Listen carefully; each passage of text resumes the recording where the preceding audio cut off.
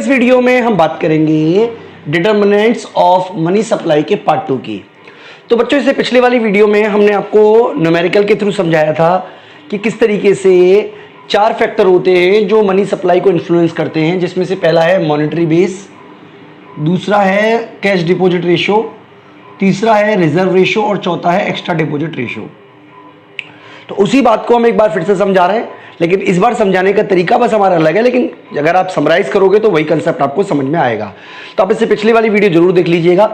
देखिए, यहाँ पर हमें समझना है कि जो मनी सप्लाई को डिटरमिन करते हैं, एक तो है सेंट्रल बैंक, जैसे इंडिया में आरबीआई है, दूसरा है जो बैंकिंग सिस्टम है, और तीसरा पब्लिक भी डिटरमाइन करती है कि जो मनी सप्लाई है वो कितनी होगी। तो यहाँ पर हम तीनों के बारे में बात करेंगे। सबसे पहले अगर हम बात करें सेंट्रल बैंक की, तो सेंट्रल बैंक 2 चीज़ों को कंट्रोल करती है, एक तो मॉनेटरी बेस और दूसरा है हमारा रिजर्व रेशो, यानी कि जो रिजर्व डिपॉजिट रेशो है, एक तो उसको सेंट्रल बैंक डिसाइड करती है, दूसरा मॉनेटरी बेस को डिसाइड करती है। तो अगर मान लीजिए सेंट्रल बैंक चाहती है मनी सप्लाई को बढ़ाना, ठीक है, मनी सप्लाई को बढ़ाने के लिए वो क्या करेगी, जो मॉनेटरी बेस है उसको बढ़ा देगी। तो अगर आप इसको न्यूमेरिकली हमने वैसे समझा दिया, आप एक बार देख लीजिएगा। तो मान लीजिए ये जो भी वैल्यू आएगी, मान लीजिए इसकी वैल्यू 2 आ रही है, ठीक है, सिंपल समझने के लिए मान लीजिए 2.5 आ रही है, और मॉनेटरी बेस मान लीजिए 100 रुपये से बढ़कर अगर 200 हो जाएगा, तो डेफिनेटली जो मनी सप्लाई है वो 250 से बढ़कर 500 हो जाएगी। तो इसी तरीके से अगर मॉनेटरी बेस कम हो जाता है तो मनी सप्लाई जो है वो कम हो जाएगी। तो इसको डिटरमाइन करने का काम कौन करता है? सेंट्रल बैंक करता है। इसके अलावा बच्चों रिजर्व रेशो, देखिए अगर मान लीजिए रिजर्व रेशो बढ़ता है, यानी कि ये वाली वैल्यू की हम बात कर रहे हैं, तो रिजर्व रेशो बढ़ने से क्या होगा, जो मनी मल्टीप्लायर है उसकी वैल्यू घट जाएगी, और मनी मल्टीप्लायर की वैल्यू घटने से जो मनी सप्लाई है वो घट जाएगी। इसी तरीके से अगर मान लीजिए रिजर्व रेशो घटता है तो मनी सप्लाई जो मनी मल्टीप्लायर जो है वो बढ़ जाएगा, जिससे मनी सप्लाई जो है वो बढ़ जाएगी। तो ये हमने पिछली वाली वीडियो में आपको न्यूमेरिकल के थ्रू समझा रखा है ऑलरेडी। इसके अलावा बच्चों दूसरा जो इंपॉर्टेंट पॉइंट है जो इन्फ्लुएंस करता है, उसको हम बोलते हैं बैंकिंग सिस्टम। तो देखिए, जैसे मान लीजिए एसबीआई है या पीएनबी है, ये सारी के सारे अपने पास जो एक्स्ट्रा डिपॉजिट है उसको रखते हैं, ठीक है, ताकि कभी कोई ज़रूरत पड़ जाए तो उसको यूज़ कर सकें। तो अगर एक्स्ट्रा डिपॉजिट ज़्यादा होगा तो मनी मल्टीप्लायर कम होगा, और मनी मल्टीप्लायर कम होने से मनी सप्लाई कम होगी। अगर एक्स्ट्रा डिपॉजिट कम होगा तो मनी मल्टीप्लायर ज़्यादा होगा, और मनी सप्लाई जो है वो ज़्यादा होगी। तो ये आपको बिल्कुल क्लियर कर लेना चाहिए। अब अगर हम बात करें कि आखिरकार एक्स्ट्रा डिपॉजिट किस किस बातों पे डिपेंड करता है, तो पहला डिपेंड करता है मार्केट इंटरेस्ट रेट। देखिए, सपोज कीजिए कि मार्केट में जो इंटरेस्ट रेट चल रहा है वो 10% चल रहा है, ठीक है, और एसबीआई बैंक के पास में 1 करोड़ रुपए उन्होंने क्या किया हुआ है, एक तरीके से एक्स्ट्रा रिजर्व में रखा हुआ है 1 करोड़ रुपए। तो 1 करोड़ रुपए बेकार हो गया ना। इसका मतलब एक्स्ट्रा डिपॉजिट रखने की, एक्स्ट्रा रिजर्व डिपॉजिट रखने की जो अपॉर्चुनिटी कॉस्ट है वो उस मार्केट इंटरेस्ट रेट का लो मार्केट इंटरेस्ट रेट है जो एसबीआई को मिलता अगर वो किसी व्यक्ति को लोन दे देती। इसका मतलब अगर वो एक्स्ट्रा डिपॉजिट अपने पास रख रही है तो वो लोन नहीं दे पाएगी, और जब लोन नहीं दे पाएगी तो उसको फायदा नहीं होगा। तो अगर मार्केट इंटरेस्ट रेट ज़्यादा होगा, तो मार्केट इंटरेस्ट रेट अगर ज़्यादा होने से क्या होगा, अगर मार्केट इंटरेस्ट रेट ज़्यादा होगा तो जो एक्स्ट्रा डिपॉजिट रेशियो है वो कम होगा। ये बात आप याद रखिएगा। इसके अलावा बच्चों रिस्क ऑफ डिपॉजिट विड्रॉल।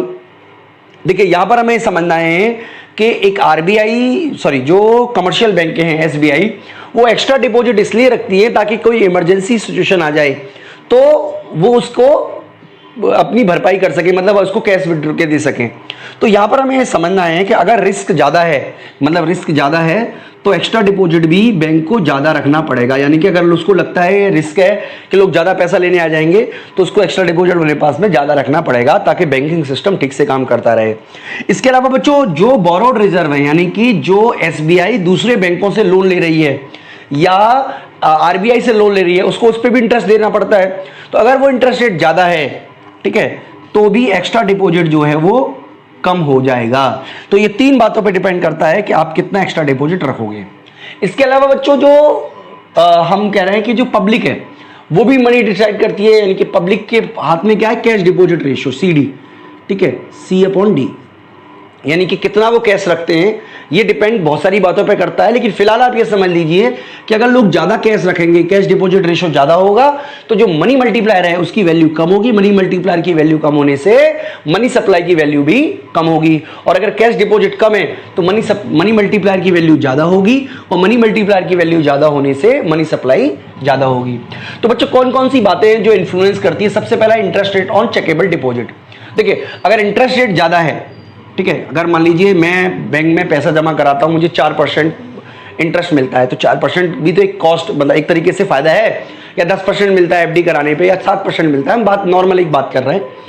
यहाँ पे मैं आपको ये नहीं बता रहा हूँ कि कितना इंटरेस्ट रेट चल रहा है, लेकिन मान लीजिए 10% मिल रहा है। तो जिस तरीके से हमने यहाँ पे समझाया था कि अगर पैसा मैं कैश रखता हूँ तो इसका मतलब मुझे वो 10% इंटरेस्ट रेट खोना पड़ेगा जो मुझे मिलता अगर मैं बैंक में पैसा डिपॉजिट कर देता।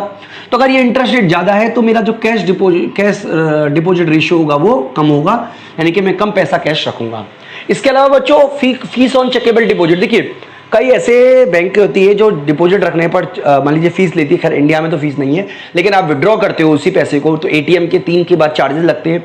तो अगर किसी भी तरीके की फीस ज़्यादा है चेकेबल डिपॉजिट पर, तो इसका मतलब ये हुआ कि फीस रखने से मुझे डिस्करेजमेंट मिलेगा। अगर मान लीजिए बैंक जो है वो एटीएम विड्रॉल पर चार्ज लगा देती है तो मैं डेफिनेटली पैसा कैश रखना पसंद करूंगा। देखिए, एटीएम का सबसे बड़ा फायदा ये है कि मैं अपने घर के पास में गया, पैसा विड्रॉ करके ले आया।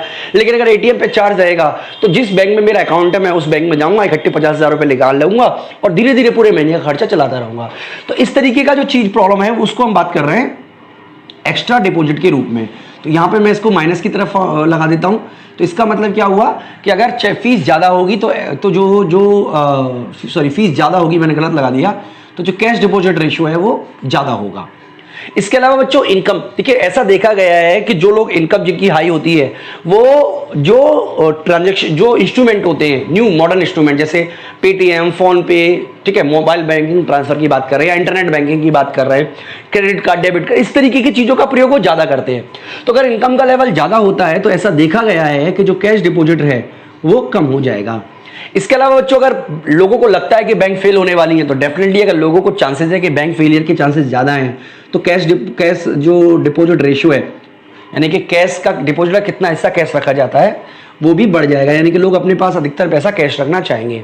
इसके अलावा बच्चों इलीगल एक्टिविटी, देखिए जो कैश होता है उसका कोई रिकॉर्ड तो होता नहीं है, वो अनरिकॉर्डेड एक तरीके से ट्रांजेक्शन है। आपने मान लीजिए कोई मोबाइल खरीदा, मान लीजिए ऑनलाइन आप पोर्टल से खरीदा या क्रेडिट कार्ड से खरीदा, तो बैंक को पता होगा कि ये ट्रांजेक्शन हुआ है, या जो सिस्टम कंट्रोल करने वाला उसको पता होगा। लेकिन आप कैश ले लेते हैं, मान लीजिए आपने क्या किया, 10,000 रुपये कहीं से कैसा है, या 15,000 कैसा है, या 25,000 कैसा है, और आप मोबाइल ले आए, तो किसी को क्या पता कि आपने मोबाइल बाय किया हुआ है। तो बच्चों यहाँ पर इशू ये है कि इस तरीके की अगर इलीगल एक्टिविटी ज़्यादा होती है किसी भी देश में तो कैश डिपॉजिट रेशियो भी ज़्यादा होगा। तो इस तरीके से बच्चों बहुत सारे फैक्टर हैं जो हमारी मनी सप्लाई को इन्फ्लुएंस करते हैं। मैं उम्मीद करता हूं कि आपको सारे के सारा कंसेप्ट समझ में आ गया होगा। इस वीडियो में बच्चों इतना ही। Thank you.